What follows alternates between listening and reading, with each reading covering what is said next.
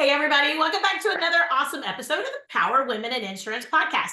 And today I have a really good friend of mine. I know I say that a lot, but I have some really amazing people in my circle, and Dawn is one of those. So Dawn is actually, now Dawn, you just actually rebranded, so I want to make sure I get this all correct, right? So you have Maverick, tell me the name of your agency real quick. Yep, we rebranded January 1st to Maverick Risk Partners. Maverick Risk Partners. Excellent. Well, we are excited to have you today, Dawn. Tell us a little bit about you. Tell us just real quick in a real brief synopsis, kind of how you got into insurance and what a little bit of your background is. So my background's child psych, chem dep counseling, and sign language. So that's what I thought I was going to go into. Ended up in insurance. I've been in it since 97. Never wanted to own an agency. I just really wanted a regular job. I just wanted to show up at work and leave work and have benefits and some PTO. And I wanted to leave it at work. And apparently that's not in my cards. So I joined an agency with an offer of a sales position, which again, I'm not a salesperson. I'm not today. But I do educate and I do consult, and I'm very passionate about some things. And I think that's where the sales comes in. So I've been in it since 97, started off in really just personal lines, but found a passion in commercial lines. And then after an acquisition in July of 2022, I've really found myself having to redefine my role and figure out what makes me happy still, because I know what made me happy when I was doing it, and I can't lose that. I just had to find, and some of my clients helped me, but I had to redirect what I get out of owning this agency today if I can't be the client service person that I was before. So. But I love what you're saying, because I think that people think that they get into a job, right? They get into a role, they get into ownership, they get into, but we don't really take into consideration that this is a business, and this business, and I say it all the time, is a breathing, living entity. It changes all the time. Not only does our market change, because we automatically, of course, the elephant in the room always, the repetitive record on replay right now, hard market, right? But at the same point, our agencies change, our teams change, our technology changes. We're constantly changing. And I don't think people truly, you hear all the time about these old school agency owners that are quote unquote absentee owners. I don't even know how that's a thing. I can't even breathe some days, so many irons in the fire. So tell me a little bit about what made you embrace these changes, and kind of why you are making those changes. So now you said it's been 2 years since your acquisition, right? Two years in July. Well, July 17th was the closing date. So nice. So we're coming up. So what made you interested in acquisition first? Okay, because what some people are like, heck no, I would never in a million years even think about it, talk about it. Other people are, they buy 3 agencies a year and they're blowing and they're going and so forth. So what interested you? What tickled your fancy about being able to do an acquisition to begin with? So I think over the years, I've heard from people that really there's organic growth and there's acquisition growth. And there's pluses and minuses to both. And if I could just grow organically at the same pace and whatever else, that'd be great, except that takes manpower and payroll and resources and monthly subscription fees. So I didn't abandon organic growth for acquisition growth. I really just felt like it was an added channel to how we did it. The second piece was I had invested in some growth as a strategy, probably about 2017 and 18. I would call myself a lifestyle agency. From the time that I started in 97, my first child was born in 2005. So I had a long time in this agency before I had a physical child to keep track of. Right. And I had another in 2005, 2007, 2009, and then 2015. And so I had an office and a business that allowed me to do both, be a mom. I worked hard, don't get me wrong. I was up at 6, there was nights where sometimes I didn't go home, but I left during the day. I did the things. I was the backup for childcare, whatever that looks like. And I only worked as hard as I felt like I needed to work to get the bills paid.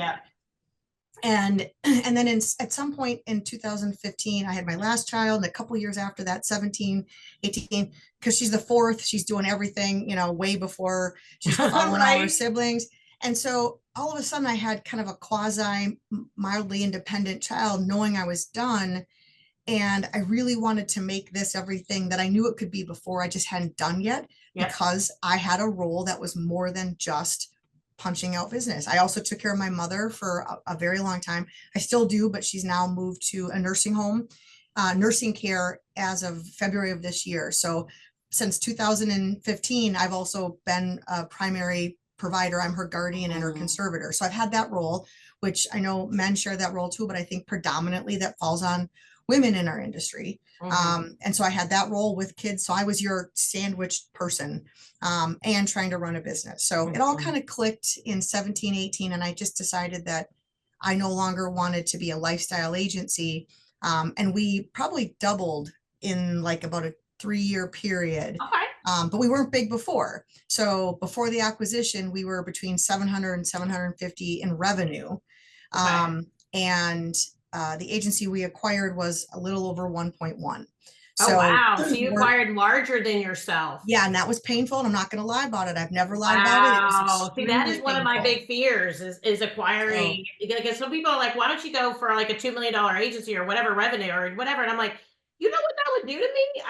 yeah, I can't even imagine. They're like, no, I yeah, thought because they were like, no, because then they come with staffs and like, it's actually no, easier because then, no, all the staff comes with them and no, everything's already preset.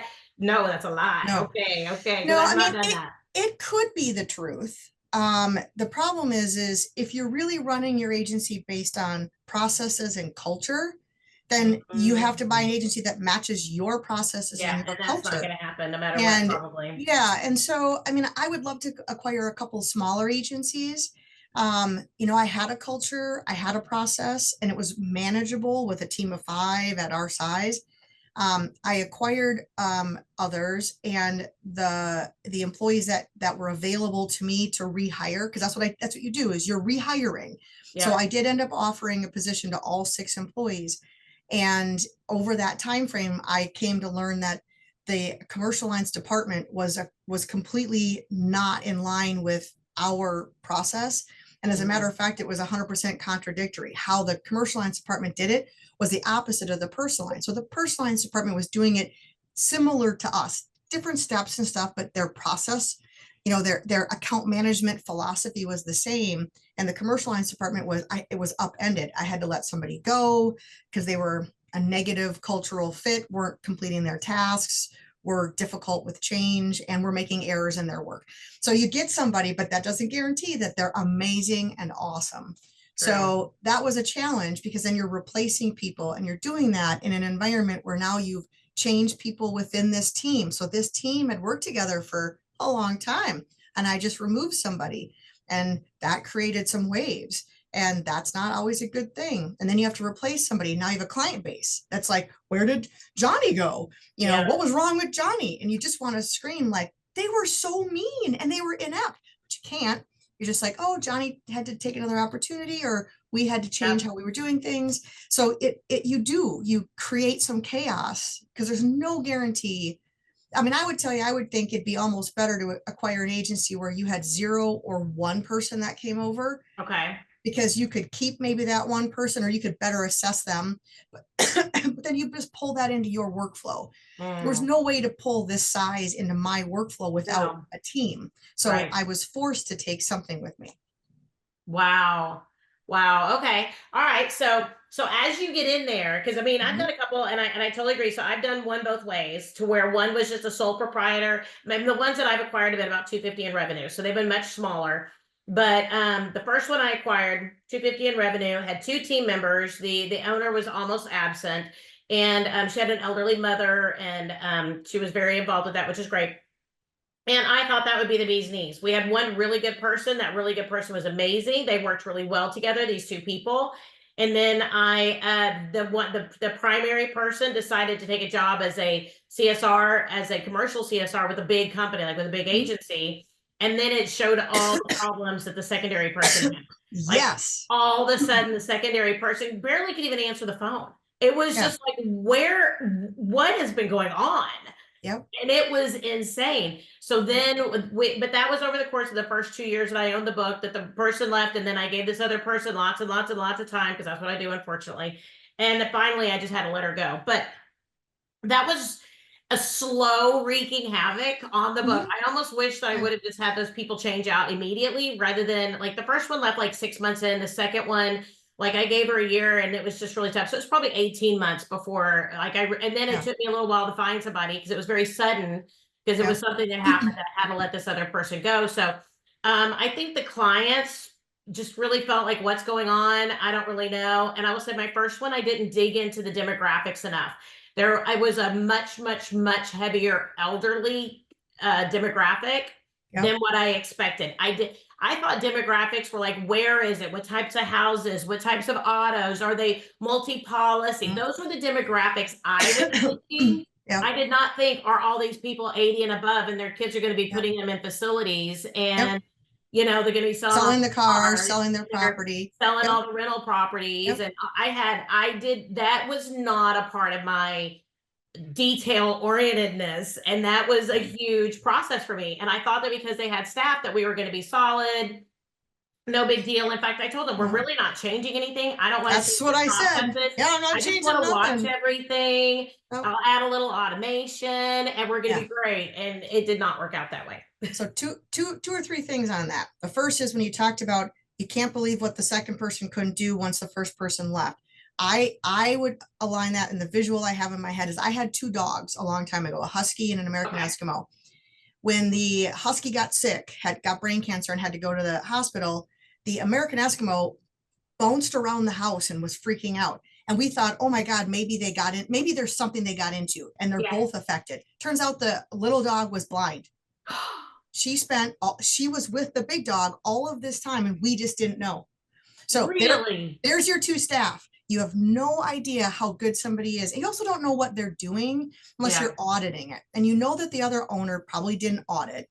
So you could have a staff member that's not documenting, that's not getting signed apps, and their business on the numbers looks fine, but their process behind it isn't. Well, that was And exactly it. Like, there were no yeah, notes in the system, and if they were yep, super choppy yep, and they weren't detail oriented at all, and yep, we'd be like, "Well, what does this mean?" And she'd be like, "I don't remember." And it was like, yeah.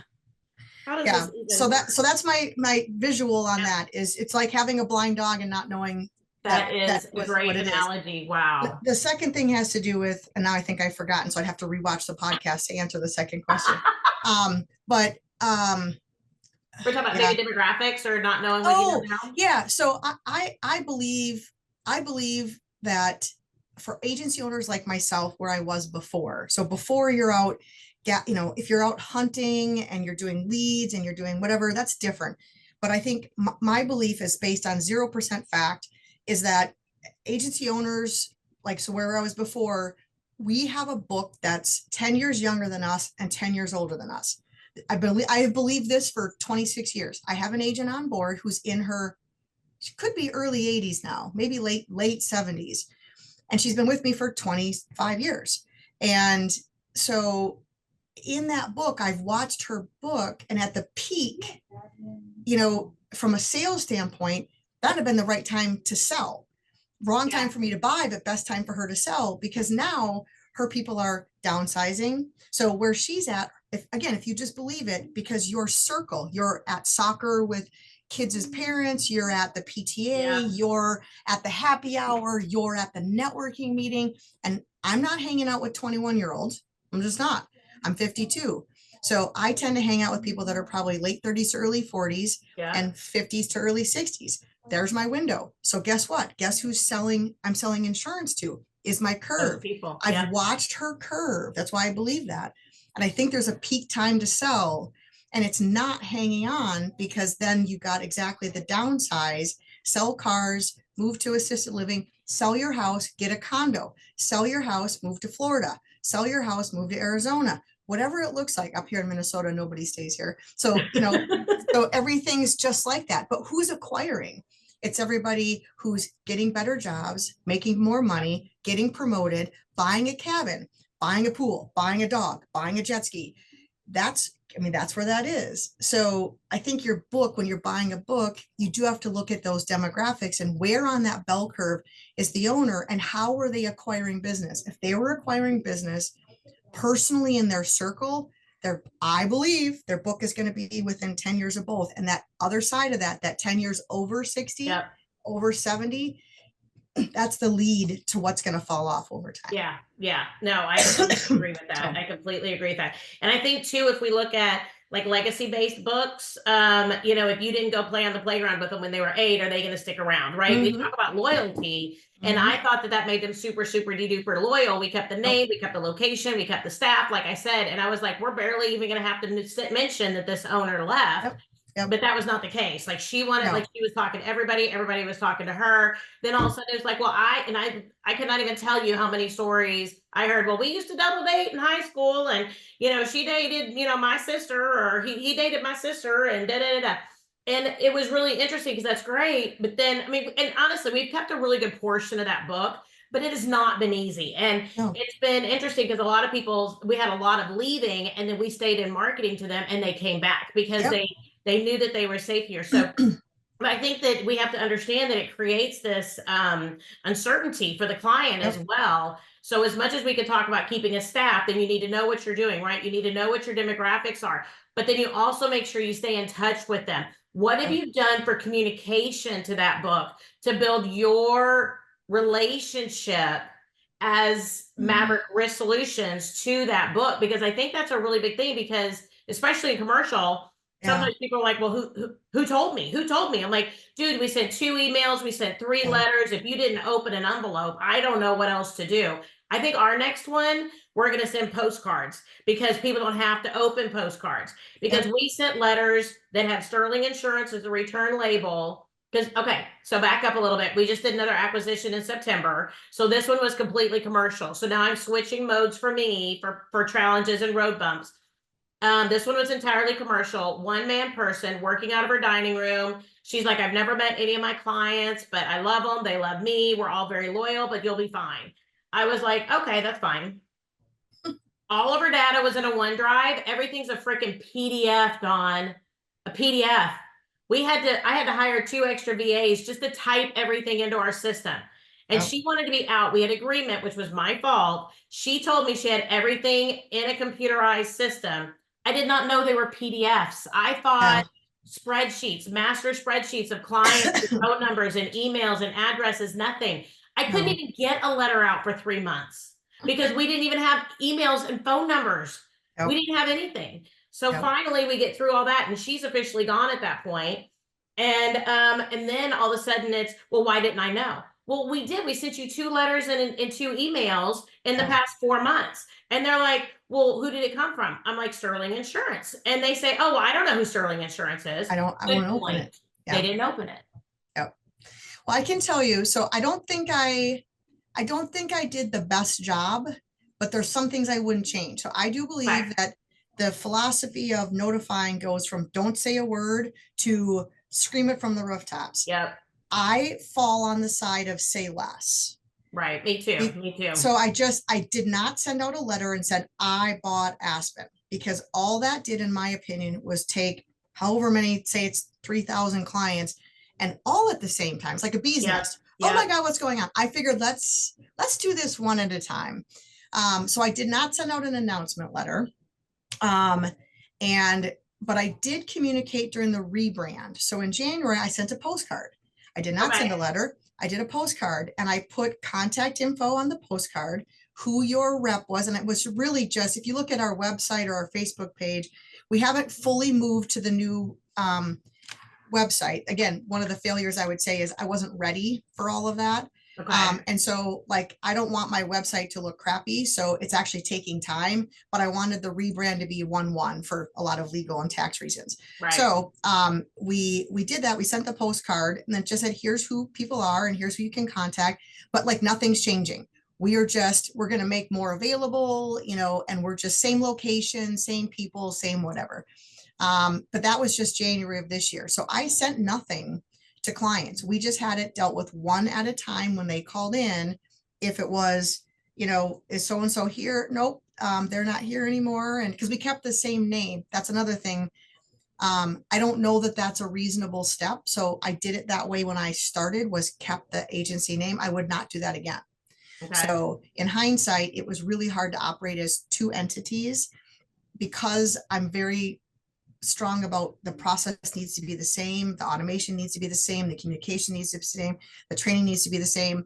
So by having a separate name, I feel like it made an us and them. So I have two locations. We have a total of 15 or 16 people total. Some of those are VAs, but the rest are spread between two locations. Right. And it created a us and them problem because they called themselves this location and we called ourselves this location.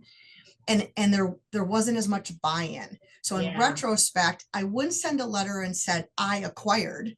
I would, however, change the name immediately. And I would do it as a rebrand. We are rebranding with, and that's what I would do. The other thing I would do probably immediately would be change the AMS. So we, again, just like you, we don't want any change, and I didn't want to lose any people. Yeah. First acquisition, super big, very worried about any of that. So I listened to their concerns, and instead of having a good conviction about what was right. So we did wait, and now I had two systems to go work in and look in. So we did change it, and that's been good. We're all on Hawksoft now. What I did do though, is we did tie a bonus, like literally a flat check bonus for, 90 days out. So in hindsight, if I could have done the rebrand and the AMS system, and I would have tied a bonus just to check, I was like, whatever, $1,000 or $2,000, here's your money for just sticking with us during this period of time.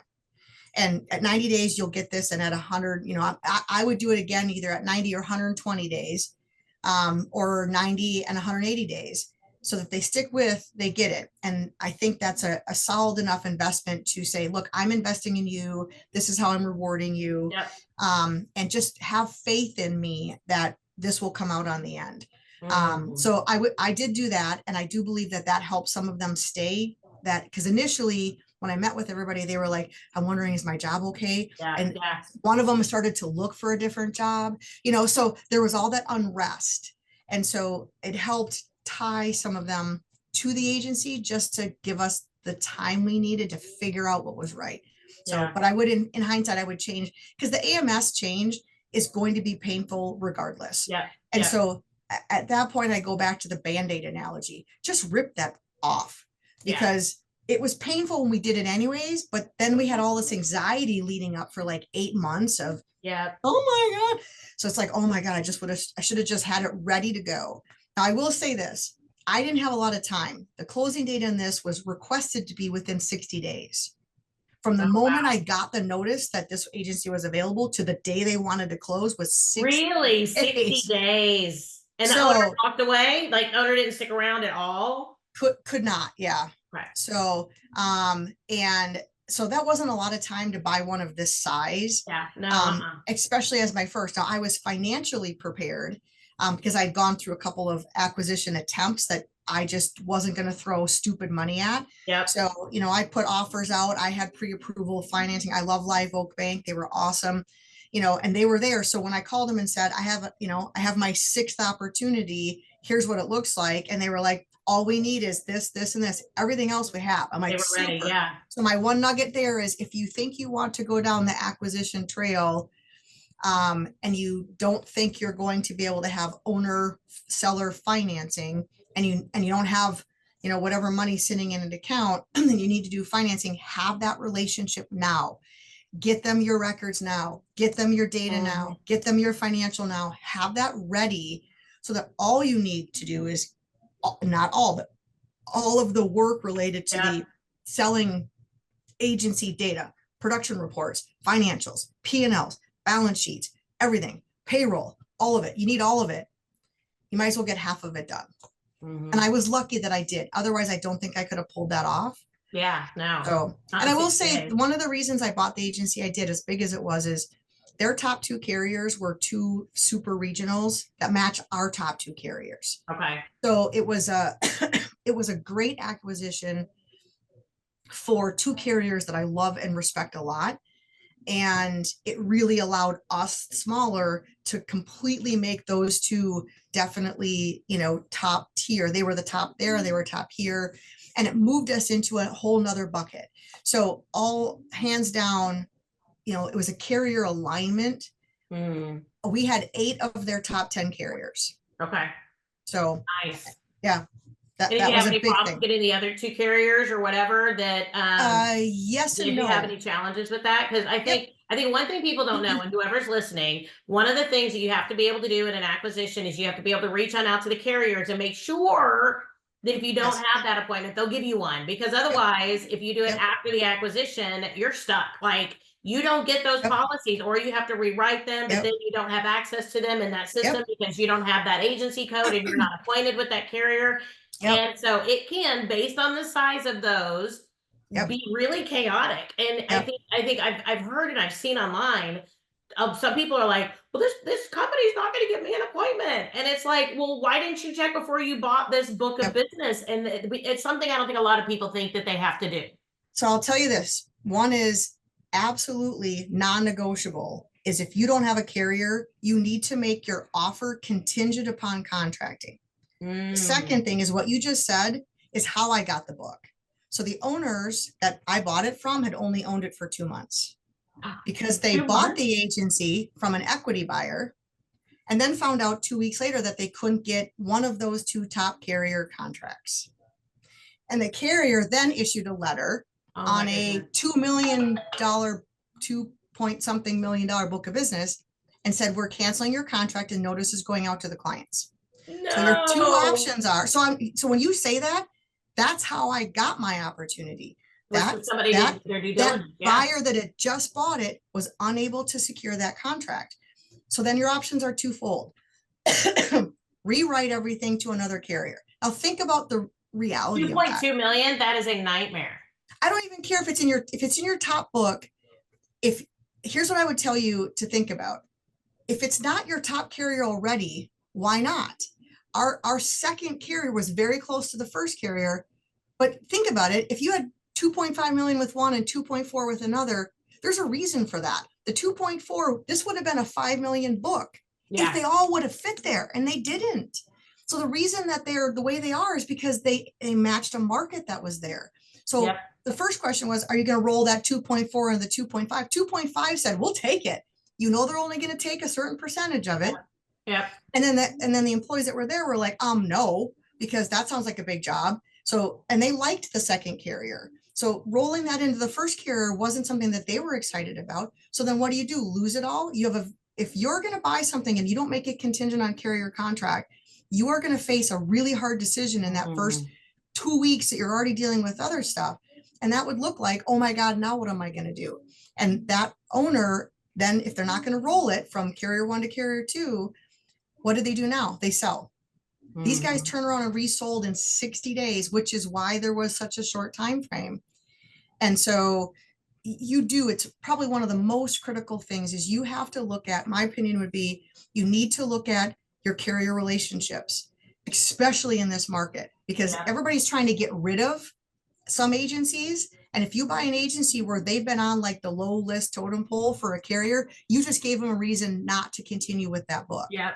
Or So, if they didn't like the quality book that person was yes. writing, right? Yep. So say, for example, that they were already on the list, right? On the Yep. chopping block with the Yep. agency carrier because maybe they didn't write quality business or they high loss ratios, whatever. If you come in, I'm sorry, you have to have a reason and a full business plan for that new carrier on how you're going to turn this entire book around. But unless you've done your due diligence, it's really hard to know that. And they could not even communicate that to you. And they're just like, no, we're just not even interested in your clients, period, at all. Yep.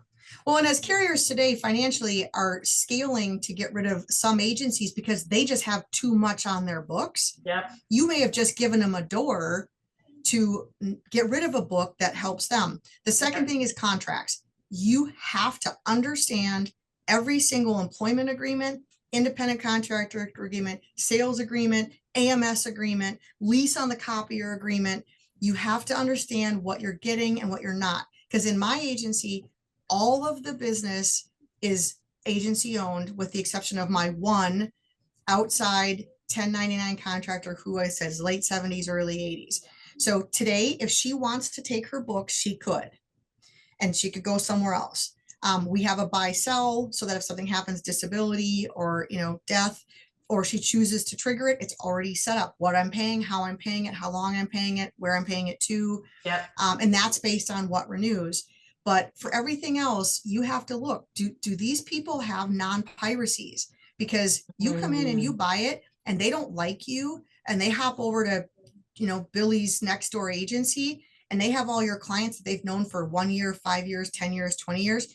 They can take those without a non-piracy. So you have to have copies of all of that to know where that book stands. And when you're buying a book, my understanding and my recollection is if you're buying a $500,000 book and 200,000 of that's owned by 1099s where they own it, you really can't account for that value because it wasn't yours. So you're really buying 300,000 is all you're buying, not 500. So I bought an agency that had very limited or actually I think the people that own their books had already been on a buyout. So there was nobody left in the book that owned anything other than the agency, and that buyout fee was being paid to the people that had been there before that had retired out, and I actually didn't take that. So the sellers had to take that debt and then pay it out. I didn't even want that monthly expense. It wasn't mine. I'm not going to take it. Right. So yeah, so you just be really careful of what you are buying. Yeah. And make sure you really look into their bills, right? Because you want to make sure that you're not going to get stuck with something. I mean, even down to, like you mentioned, the copier agreement, right? Like if you're paperless and you don't need a copier, then if they have a lease on a copier for 8 years or to 5 years, and you're still in that lease, right? I have a lease for a copier and a postage machine that just makes me cringe, but so I just put it in my budget. Like this, you have to do a projection. So we used an Excel sheet that we got from the Goldman Sachs 10,000 small business program that I went through. And I used the projection I'd done with them. And I literally just combined the two, added all the bills, and had to add in a stupid copier that I didn't want, whatever, postage machine that could mail stuff. Because when I bought them, their mailing expenses were like $6,000. And I sat there and I'm like, what are you mailing? Pretty much everything. They got it in, they had a policy, and they turned around and put it in a little thing and mailed it out. I'm like, I would like to know how many of your clients want to get that in the mail. And so we cut down on the mailing expenses, but that's why they had this massive mailing system. So you have to know, but I still have to pay for it until the lease is up. Or AMS systems. What are you locked into? What those commitments are, personnel, what their skills are, whether or not they're carrying somebody else in the office, make sure you know the demographics of who it is you're talking to. Make sure you know the data, because like in my situation, the whole manual entry thing was just a nightmare, and it really slowed us down to be able to actually be ready to rock and roll. And my daughter works for me. She came to join me about 2 years ago, and she and I really do not argue. We don't fight in general, not since she's not a teenager anymore, but I have to say she's not in her teenage years anymore. Yes. So in general, we don't argue, but I mean, I will never forget. She lives in Colorado. I was up in Colorado. It was Friday night. I'm thinking we're just going to go out and have a good time as chicas, right? So we go on out, we're having dinner, we're working together, right? So of course it just kind of comes out of your mouth a little bit. And I mentioned whenever we get to our next acquisition, she literally started bawling at the table. And she was full on about to scream at me in public that I was out of control. And I was like, okay. We need to understand the stress that we're putting on our team, on the other people, on ourselves. I mean, when we went through this acquisition in September, I didn't sleep for 4 months just because that data, I was up with that data. I was up with VAs. I was up creating flow charts, spreadsheets, who's doing what are we doing? How can we make it better? How can we be more efficient? Because we were just so out of control. It felt like the spinning out of control ball. It wasn't even a ball. It was like it was like you're playing dodgeball and you don't even know where all these dodgeballs are coming from. Yep. I would tell you that my experience was very similar. Now, I think after you've done several, and maybe when you get to a certain scaled size, then you have your processes in place to do it differently. But I mean, I have to give a shout out. My husband may never see a women insurance podcast, but I am an optimist. I am seriously, I'm always like willing to keep going. I keep going. And I said to him, honey, like, I'm still lucky I'm married. Honey, it's gonna be 90 days of hell. I'm just gonna tell you that. Yep. So but the 60 days of having to get all that together in 60 days, I was here 24 hours a day. Remember, I have a kid. My youngest is born in 15. So 2 years Yep. ago, she was 7. She's not driving. My now 15-year-old, she wasn't driving. My 16-year-old wasn't driving back then. I had a high schooler. It was a nightmare. So, but I said, look, I got to get this for 60 days and then it'll be like 90 days of hell. Then I had to tell him it was like 120 days of hell. Psych, it's longer than I said. Then at Christmas, I was like, oh my God, this is hell. Yeah. And I'm like, I believe it'll end. And I could see kind of like the fading, trust in his eyes. I was like, it's got to end.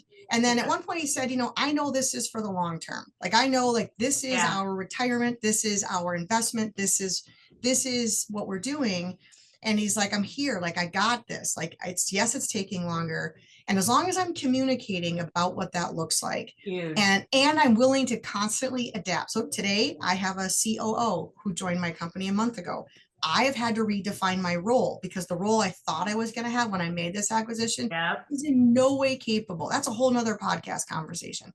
I am no longer the same role I was. And that's been a learning curve and a hard curve for me to figure out, what do I do today?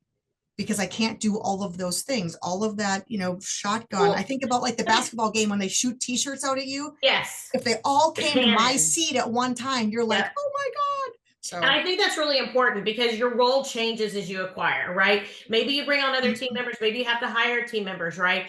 But you're no longer probably answering the phones. You're no longer, but here's the deal. You don't need to be. And that's my opinion. And because once we choose to scale to a certain level, we have to become business owners. I think this industry has such a, what's a really polite way to put this? A crutch. And I don't think that's probably the polite way that I'm thinking of, but that's the word in my head, is that a lot of these people who go on out, we started our own agencies, we were very good producers somewhere, we worked somewhere, we were very successful, we felt like we could do it better, right? That whole air quotes better. But then you get into ownership. The E-Myth, totally the best book ever. Exactly. So. And you're like, okay, well now then you get into ownership and you're like, that's a whole like mind screw up, right? So then you're like, okay, so you get past that point and then you're like, oh, my old agency, they bought like agencies like every 2 years, whatever, and everything was fine because they don't see all the things that go into it, right? But then as you get in there, all of a sudden you have to make hard decisions and you have to be able to hire, you have to fire, you have to make sure all the bills are paid, you have to make sure all the people are taken care of, you have to make sure blah, blah, blah, blah, blah. So then you end up having to do other things because now you're coaching team members, you're meeting with all the carriers, you're making sure your team members are going where they need to be, your automation's where it needs to be. You need to make sure you're streamlining their experience so that every single client gets the same experience with your agency rather than 20 different experiences for 20 different people. All of a sudden your role changes.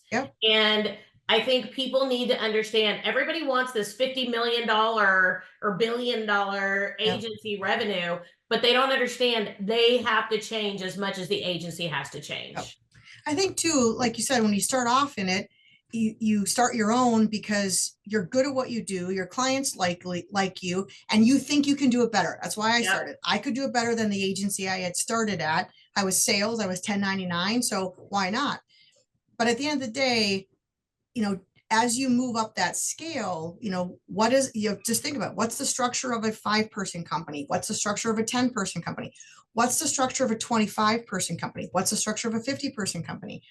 If you think you're going to go that direction, what role do you see yourself in each of those? And if it's not some sort of a CEO leadership role, you're going to get rid of HR. And at some point, like today, I want to do mentorship and training.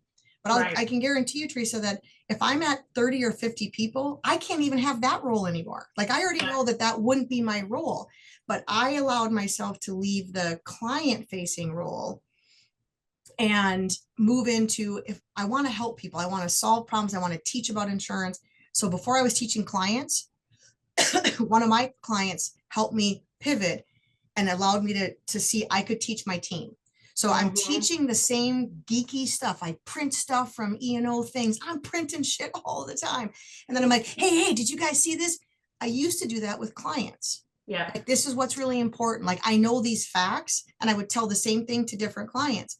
Today, I'm going to do two things. I'm going to create videos and training resources for my clients because not all my team members know all the nerdy stuff that I know. And then I'm going to pour that knowledge into my team. But again, if I continue to acquire, I guarantee you I will not be able to keep this role. I will not be able to do it.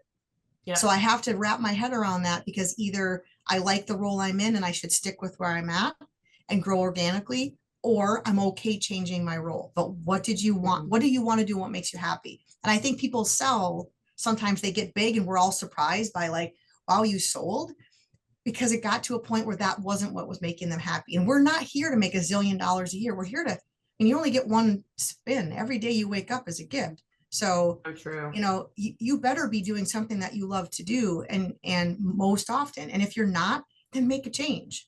Yeah. Whatever that looks like. Yeah. Either in how you think and redefine your role, or get out because you got too big, make your, buttload of money and go find something else that you like to do. Well, I think too, and I'm just going to say this exactly what it is that you're saying, but I think we need to ask ourselves, who do we choose to be? Right. And we get an option to make a choice. So if I wanted to be more sales driven, right, which that's not my gift, but if I wanted to be more sales driven, then you hire an office manager, right? You hire somebody to be able to do the things that you are not good at. And I read, I'm a huge Brene Brown fan. I say that on probably every single episode. And she even says, she goes, if you get to the point of procrastination to where you're procrastinating, that's something you don't want to do. So then you need to ask yourself, do you not have the education to feel strong enough to do it? Or do you honestly just want to gnaw off your left arm to not have to do that thing? Right. And if we ask ourselves that question, especially as the agency's growing and as the agency's doing things, then we need to look at that and we need to delegate those things, right, that are not what we want to do. Maybe the things we're not good at. I'm not an accountant. I don't want to sit around with spreadsheets 24/7. So, I would hire a CFO in that point. And I've hired a fractional person to come on in and help me. It's not like a full-time thing. It's more like once a quarter we get together. But that works really well for me, but it also takes off the stress that I'm not the end conversation for all the finances of the business either. I want a healthy business that is prepared for the future, prepared for my goals, and I need somebody who knows what that looks like to guide me in that direction. Just because we are an owner does not mean we are that stopgap of information for our clients and or for our team and or for the growth of things. And I think that as people grow, they have to realize they also have to release. And then what it is that you have check-ins with your team rather than sitting next to them in the cube selling next to them. I mean, back when I would sell and we were in a tiny office and I could hear, my other team members on the phone or they could hear me, we knew what was going on. We talked, Joe Smith called today. We talked about that all the time. When you have 3,000 clients, you can't talk about everything that's going on. But then that uncertainty as a business owner, are people really getting taken care of? Are the notes the way they need to? It just gets out of control. But we need to really be honest with ourselves, who we are, what we want, where we want to go. Why did we do this? And where do we see ourselves in 5 years, 10 years, 15 years? Because maybe an office manager is not the person we need right now. We need all these other things. But in 5 years, maybe I'll be ready for an office manager. Because maybe I can't work these hours forever. And like you said, with your husband, he knows this is your future. He knows this is where y'all are going. So he knows that at some point, y'all are going to look at each other and go, okay, it's time for maybe an office manager so that Dawn can be at all these things and Dawn can do all these things and y'all can do more traveling and you can get out of the office more. But you will have gone through hell to get there. Right. And I think that goal and that vision, but then also knowing what you're good at is such a key point as people grow. Well, I think for me, I dabbled into that last fall. So I hired what was going to be the position of executive assistant. So really it was just right-hand person. And I had somebody that I actually think was capable and competent. This is the second time I've had a hire that ended up just being completely unreliable. Sick on Mondays, sick on Tuesdays, sick on Thursday afternoons. Like we'd go for a meeting and then we drive back separately and I get a text message. I don't feel well, I'm going home. And then they'd be sick Fridays. So I've heard the term whiskey sick. I've heard a couple other things. So that Thursday, Friday sick or the Monday, Tuesday sick. And it was too inconsistent. So I did dabble in with, that was part of that process of, I can't do this anymore. I'm not going to survive. Things aren't going to survive. What do I need to do? So I hired what I thought was that first step.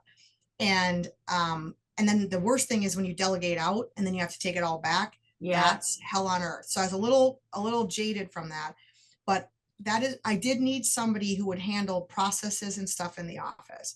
So I went through, I'm going to plug for EOS. If anybody ever wants to talk EOS, I will literally talk to you. We ran on EOS right up till that acquisition. And then I would have liked to have started on it. When in my 32-hour days was I going to implement EOS to a new team? Yeah. So we just restarted it. And when I hired the COO, part of that role was EOS experience. And he ran his prior company, not insurance. He has not got the first knowledge of insurance, but he ran his prior company on EOS for 4 years. Okay. So if anybody wants a nugget, I will happily scan in and send out to anybody. It's called the Delegate and Elevate tool. I show it to you, but it'll be all fuzzy on the screen. Right. But what it is, and I love this tool, and it's a box. It looks like that. And the upper left is love and great. The upper right is like and good. Bottom left is don't like and good. And bottom right is don't like, not good. And you are supposed to go through every employee and write down all of their responsibilities, everything they do. Take out the trash, clean the bathroom, get cups for the coffee machine, do certs, do this, do the downloads. Every employee lists everything they do, and then they have to go through and put each of those responsibilities in a box. I did it too. Everybody does it. Yeah. Every responsibility. QuickBooks. I hate financials, Teresa. I hate them with a passion. You know what box they're in? Don't like and not good at. For 5 years after my bookkeeper left, I had to watch his video every month to reconcile in QuickBooks. To retain that information, but I'm not good at it. It's not intuitive to me. I'm good with math. I'm just not good with that stuff. And I don't like it. So it makes it harder. Yeah. If I don't like it. I think there's like a hole in my brain sometimes. And if it's like, oh, I don't have to deal with this for 5 days or something, it just disappears. I'm like working on it. And then I hear a noise outside and I go, well, that's probably important. And I should probably go look at what that is because I don't want to do it. So you're not motivated to do things you don't want. But I went through this list and I think you need to go through it over and over again over time. This is a huge benefit. And if you want to, again, chat EOS, it's just a system to operate on. But this was a huge tool because you will find that what was in my bottom right corner, Pam, the office manager at the other location, that was in her upper left-hand corner. Ah, nice. And so you're not just dumping, like, of course, nobody wants to clean the toilets, but you might find that there's a janitorial service that loves to clean the toilet. Yeah. Just move it into somebody's, I love it and I'm great at it. And if you have somebody that's, I like it and I'm good at it, then what do you need training is how do you make it better? How do you make it great? And if you don't like it, but you're good at it, okay, well, do you tolerate it? Is there somebody else that can take it? Because you don't like it, but we don't want to, we don't want to keep you in things that you don't like. Yeah. So it's a great tool. It's a one-pager. I'm happy to scan it and send it to anybody that wants it. But there's also a great tool in there called the Get It, Want It capacity. And you're supposed to do that with every employee. It's a people analyzer, and it really breaks down whether somebody gets their responsibilities, understand. So that, like, you think about your two people, what are your responsibilities? Do they understand their responsibilities? Do they want the job? Like, do they want these responsibilities? And then do they have the capacity? Because maybe they are good at QuickBooks. Maybe they would take that on, but they're already working 10-hour days on an 8-hour pay and they don't have the capacity. So then what do you move out of theirs into somebody else's? So that's how you, for me, that's what we try to do with the staff and move that thing around. And for me, that's needing somebody in my office was the only way to get, because I had so many hats, many hats. So.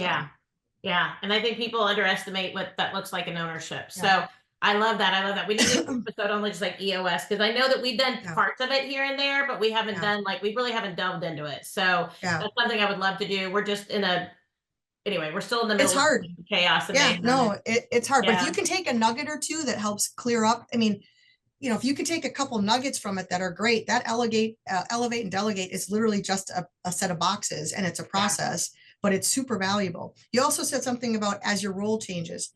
That's the downside of an acquisition. When you're growing organically, you're growing with that. So I used to talk to, say 20 clients a day, and I'm talking to 18, then I'm talking to 16, and then I'm 12, and then I went from talking to 12 clients a day to talking to none. Yeah. Because when was I going to talk to them? 2 a.m. Right. I was talking to carriers. I was doing contract new stuff. I was figuring out those people are only available from 8:30 to 4:30. And so I ended up talking to no clients. And that was a huge change. So an acquisition takes that learning curve. So be prepared that it's going to massively accelerate it, in a fashion and at a speed that you probably were underestimating.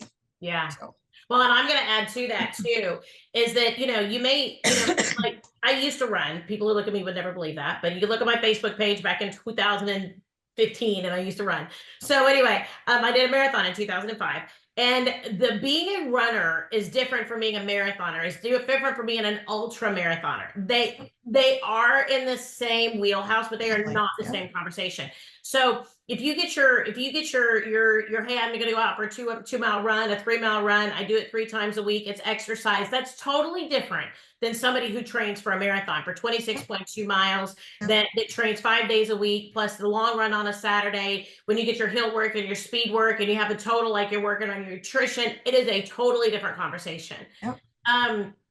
I think that we need to look at the fact that agency owners are totally different through these different phases of where you go with your agency. That being able to be a producer is totally different from being able to be a small agency manager. And then, to be able to be an owner of a small agency is different from an agency owner of this size and this size and this size. But I think what it is that when you are on your own and you're out there running and you really enjoy doing it and you go through a life crisis. This is a little autobiographical, so we're going to go with it. But you go through a life crisis, right? And you go, oh, I'm going to pick up an extra mile because I've got more aggression I need to get out today, right? Like I got this, I need to get out. So I'm going to add a mile, right? I'm going to run an extra hill. I'm going to run an extra whatever. So you're okay with that because that's your exercise. We used to call it my antidepressant. So then all of a sudden you decide to do a marathon. Well, then there's a true commitment there. And you have to you hurt as you go up and down the steps when you're doing laundry. You go to the movies and you got to hold on to the railing on the side because because this incline is killing your legs. You got to sleep more. You got to work on your nutrition more. You have to level up. And here's the deal. You have a deadline. Usually people do that. They pick a marathon date. People don't usually become a marathon trainer without saying, I'm running this marathon. So you have a deadline, right? So when you add all these in, it's like the growth is so much exponentially harder, faster. You've got to be able to you got to roll your legs more. You got to be able to take more, maybe an extra aspirin on Sunday morning to be able to get up and moving with your kids. There's all these things that you have to do way at more different pace than you would have done if you're just that 3 miles for, 3 days a week exerciser, right? We have to look at building this business that way too. And when you do that acquisition, it's like your marathon training. You're going from that 3 miles, three times a week to all of a sudden you're committed that you're going to run 26.2 miles on Friday. Say 4 months. 6 months, whatever. Depends on your training program, right? By Monday is really what it is. So we have to understand there's going to be times when we hurt. There's going to be times when we're exhausted. There's going to be times when we want to quit. We don't want to get up on that Saturday morning at 4:30 to go meet our running group, right? Because, maybe we have to make that decision not to have that glass of wine on Friday nights. We need to be up at 4:30 on Saturday morning. There's going to be hard decisions. It's going to be hard. There's going to be hard days, moments. But then just like you're running, right? And I remember when I did my marathon back in 2005, my first one, that I actually ran, instead of 26, I actually ran 28 miles. And people are like, why did you do that? I said, because I want to enjoy the 18, 19, 20, 21. I don't want to be one of these people that are dying and bleeding and crawling across the finish line, cursing to God for my very existence, So I wanted to go further so that I enjoyed that time. And that was just how my psyche is, right? So I think we need to understand is as we go through these acquisitions, that it's like so much, so hard, so fast, so crazy. But occasionally we go out for that 3-mile run and it's nothing. All of a sudden it's like, that's nothing. That used to be like work, right? And now all of a sudden that's like a Saturday afternoon, like lunch break. I mean, it's nothing, right? So we need to understand we're leveling up. The business is leveling up. It's going to be hard. It's going to be painful, but eventually you look back and you see all the things that are not as hard as they were that first 90 days, 120 days. I think too, one of the one of the reasons why I think I did survive, or I think that I was a good candidate for something like this, is I am very much a problem solver and an optimist. Yeah. So no matter how hard it is, I might let myself sit in that negativity for a moment, but then I shift out. And I think that I've had some personal life challenges of my own, and I've been forced to have very flexible thinking. Yeah. And so I'm a huge fan of DBT processes and flexible thinking, and having more than one set of facts. And in that, I had an agency where there was just a couple of us. So if somebody wanted to take off early, like the rules were loose. And I liked Yeah. that. Like, I liked that. I liked feeling that. I can tell you right now at 15 or 16, I can't do that anymore. It no longer worked.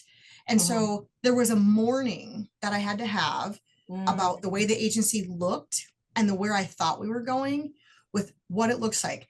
I cannot operate on some of the things that I was before. And I had to say, make peace with that, because it just doesn't fit anymore. And again, if I'm 25 or 50 or 100, now you have legislation you have to abide by. Now you have other rules, and as people change and economies change, and you have to abide by certain things. Minnesota has a new safe and sick time that changed our PTO policy. So the way it used to be, which is, oh, just whatever, it can't be. Another podcast, I am being currently sued for an EPLI claim for age discrimination. So if anyone ever wants to know more about what that looks like on the inside, I'm still in the process of it. I could tell you what things you should look for and do, but that whole experience is, again, why what works when you're 4 people and you're kind of a family doesn't always work at 15 or 25 or 50 or different states, because it's just not the same game. You left Little League and you went to the A team. Yeah. I mean, that's it. Now you're on the farm. Now you're on the, the level 2 team. And if you're trying to go for big leagues, if you're trying to be a pro, start looking at what those pros are doing. And if they're not doing what you're doing, then just be open to the fact that you're going to have to change if you want to play in that big league at some point, because rules are different. That's totally true. Well, Dawn, if people want to reach out to you, if people want to connect with you, because you and I both know we can sit here and talk all day long. Yes. So, anyway, if people want to talk to you, how can they connect with you to be able to maybe pick your brain, ask you questions, or maybe even get that document that you were mentioning? Yes, absolutely. So if anybody wants to email me, because I do look at my email kind of all the time, it's just Dawn, DAWN, at maverickrp.com. So maverick.rp for riskpartners.com. You are also welcome to text the office. If you text the office, everybody's going to see it.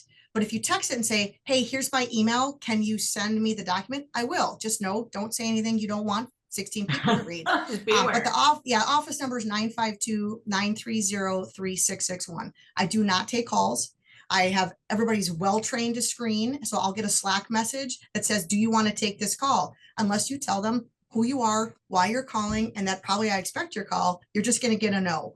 Yeah. So but if you want the doc, just text and give me your email and I'll send it. Or just send me an email and I'll forward it back over. And I'm always happy to chat with anybody on EOS stuff or acquisition stuff, or, I can share stuff that I have, and I'll always happy to share resources. So I love it. I love it. Well, Dawn, thank you so much for your time today. You have been amazing as always. And I've got another probably 3 or 4 different topics that I want to be able to see whenever we can get scheduled, because I definitely have more that I want us to be able to chat about. So thank you for your time today. You're welcome. Thanks for having me, Teresa. I appreciate it. All right. Well, everybody, this has been another wonderful and amazing episode of the Power Women in Insurance podcast. We are here to make sure that everybody has the opportunity to get the very most out of their career. Whatever you choose to do, whatever you're doing, the insurance industry has a place for you. It's an amazing Even if you don't absolutely love what you're doing, find what you love. And that is what we bring to the table every single week. Wouldn't you agree, Dawn? I agree completely. It's a wonderful field. It is. It is. Well, everybody, make sure you check us out on Apple iTunes, Podcast, Spotify, Google Podcasts, all those places. My name is Teresa Kitchens. Thanks so much for joining us, and we will see you next week.